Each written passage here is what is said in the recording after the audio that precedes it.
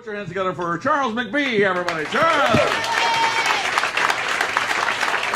5 hard ones. Give it up for Rick Crime, everybody. Working hard.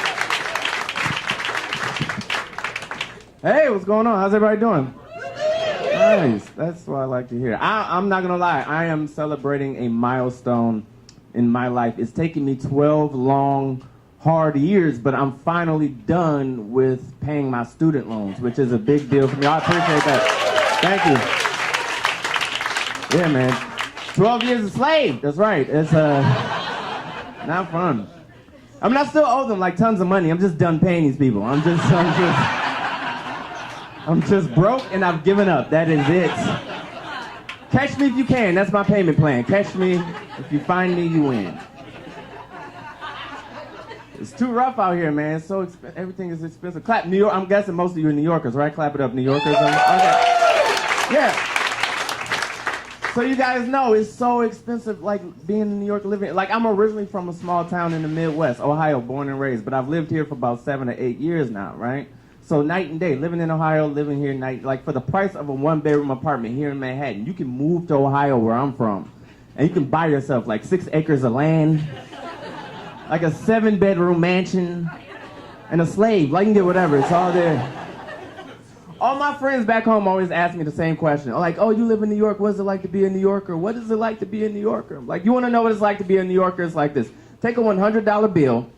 Now go outside and drop it in the sewer. That's what it's like to be a New Yorker. Living in New York means you are always one Jamba Juice away from possible bankruptcy at all times. That is what it's like to be a New Yorker.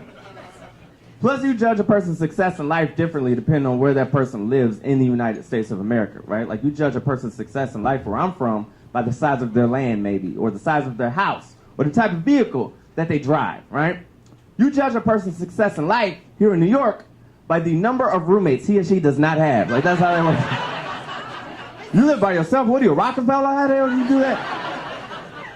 If you live by yourself here in Manhattan, you're either rich or homeless as far as I'm concerned. I don't know what you're doing, but you are winning at life.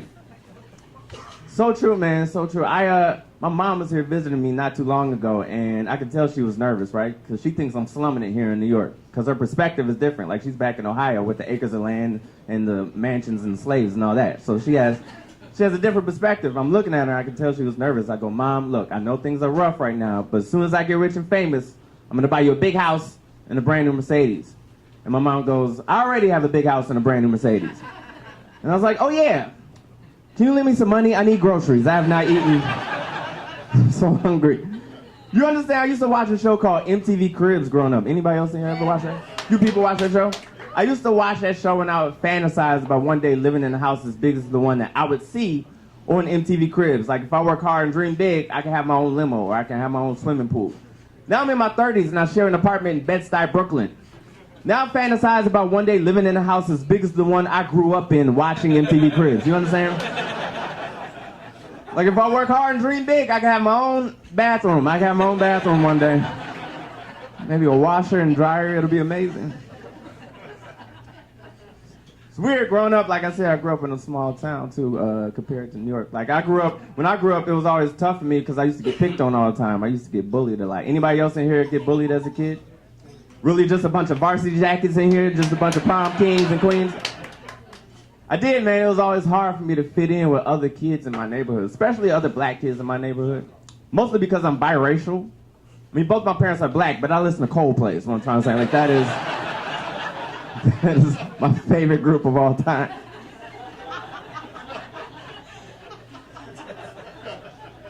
Your perspective changes, though, the older you get, right? Your perspective is different. Like, the older you get, you start to think things differently. Like, true story, I told you guys I got bullied as a kid. Or when I was in 3rd grade, 2 5th graders used to hold me down on the ground while a girl named Shaniqua sat on my head and farted.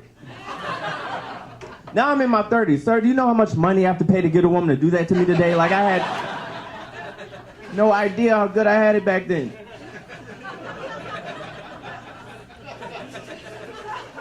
You understand, I used to fantasize about Angelina Jolie making passionate love to me all night long. Now I fantasize about her adopting me. Like, that's where I'm at in my adult life. You guys have been great. Give it up for Rick Crime, everybody, and give it up for everybody that's going to perform tonight.